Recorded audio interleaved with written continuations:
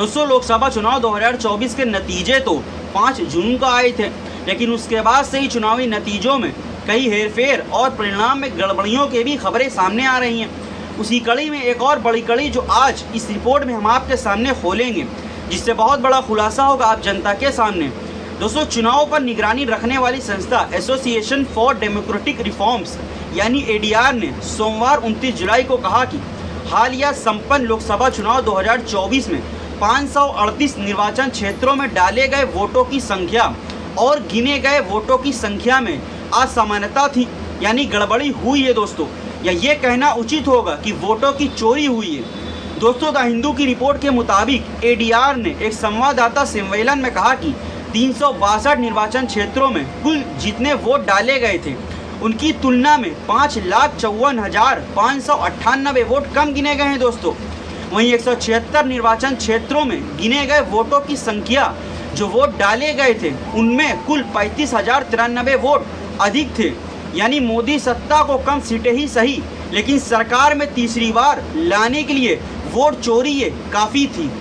दोस्तों वहीं एडीआर ने अंतिम मतदातान प्रतिशत को जारी करने में अत्यधिक देरी पर भी सवाल उठाए हैं चुनाव आयोग के ऊपर, यानी वोट पड़ने के बाद कितने प्रतिशत वोट आम जनता ने डाले हैं किस पार्टी को, इसका भी रिकॉर्ड बहुत ज़्यादा देर से आया था। एडीआर के संस्थापक जगदीप छोकर ने सवाल किया कि क्या चुनाव परिणाम मिलान किए गए अंतिम आंकड़ों के आधार पर घोषित किए गए थे, और कहा कि इससे चुनाव परिणामों की सत्यता को लेकर चिंता और सार्वजनिक संदेह पैदा होता है। दोस्तों इससे भय भी पैदा होता है आम जनता में कि क्या जो उन्होंने वोट किस पार्टी को दिया है वो मिला भी है या मोदी सरकार के द्वारा चुनाव आयोग ने चोरी कर लिए हैं। यानी दोस्तों इससे ये साबित हो गया है कि इस लोकसभा चुनाव में मोदी जी को प्रधानमंत्री तीसरी बार बनाने के लिए वोट चोरी हुए ही हैं। ये सिद्ध हो गया इस घटना के घटित होने के बाद। 2024 के लोकसभा चुनाव में डाले गए वोटों और गिने गए वोट में बीच असमानता है दोस्तों। विविध दृष्टिकोण शीर्षक वाली एडीआर के रिपोर्ट में कहा गया है कि आम चुनाव के परिणाम घोषित करने समय अमरेली,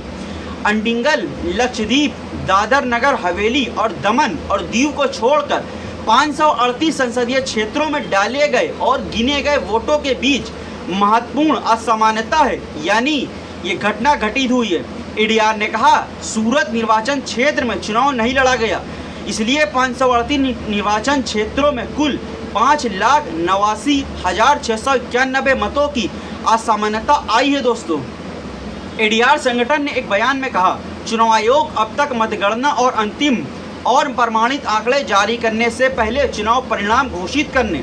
ईवीएम में डाले गए वोटों और ईवीएम में गिने गए वोटों में अंतर होना, वोट प्रतिशत में वृद्धि यानी वोटों की चोरी करके वोट प्रतिशत बढ़ा देना और आम जनता द्वारा डाले गए वोटों की संख्या का खुलासा न करना हो, डाले गए मतों के आंकड़ों की जारी करने में अनुचित देरी यानी घोषित समय से ज़्यादा देरी करना हो और अपनी चुनाव आयोग की वेबसाइट से कुछ डेटा को हटाने के संबंध में कोई उचित स्पष्टीकरण देने में चुनाव आयोग विफल रहा है। दोस्तों हम फिर यही कहेंगे कि कुल मिलाकर मोदी जी और चुनाव आयोग ने जनता के वोटों की चोरी करके मोदी जी को तीसरी बार प्रधानमंत्री बनाया है।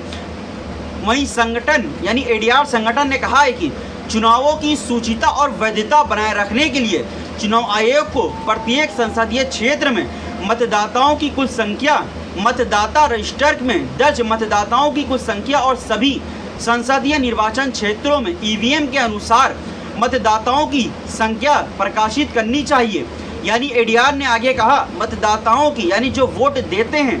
उनके मन में किसी भी प्रकार की आशंकाओं को दूर करने के लिए चुनाव आयोग को 2019 और 2024 के लोकसभा चुनाव और भविष्य के सभी चुनाव के लिए सार्वजनिक डोमेन में निम्नलिखित जानकारी उपलब्ध करानी चाहिए। वैधानिक form 17C, form 20, form 21C, form 21D और फॉर्म 21I। दोस्तों आज की इस खबरें से निष्कर्ष निकलता है कि मोदी जी और चुनाव आयोग में बैठे लोग एक संवैधानिक पद की गरिमा को ठेस पहुंचा रहे हैं और संवैधानिक पद की शक्तियों का गलत इस्तेमाल भी कर रहे हैं, क्योंकि जिस तरह से आम जनता ने इस चुनाव में विपक्षी गठबंधन इंडिया को 234 सीटें जिताई थी, उससे जनता का रुझान दिखता है कि किस ओर वो जाना चाहते हैं। साथ ही मोदी और चुनाव आयोग का रुझान भी दिखता है दोस्तों कि वो जनता के वोटों की चोरी कर तीसरी बार प्रधानमंत्री पद की शपथ लेकर जनता की आंखों में धूल झोंक रहे हैं और जनता को धोखा दे रहे हैं। दोस्तों, आपको आज का वीडियो कैसा लगा नीचे कमेंट करके हमें ज़रूर बताएं। और हाँ, ये वीडियो अच्छी लगी इस वीडियो को लाइक और शेयर करना ना भूलें। साथ ही इसी तरह की राजनीतिक चर्चाओं पे हमारे साथ पार्टिसिपेट करने के लिए हमारे इस चैनल को सब्सक्राइब करें और ज्वाइन भी करें। दोस्तों, फिर मिलेंगे कुछ और राजनीतिक खबरों पर। अभी आप हमें इजाज़त दें। जय हिंद।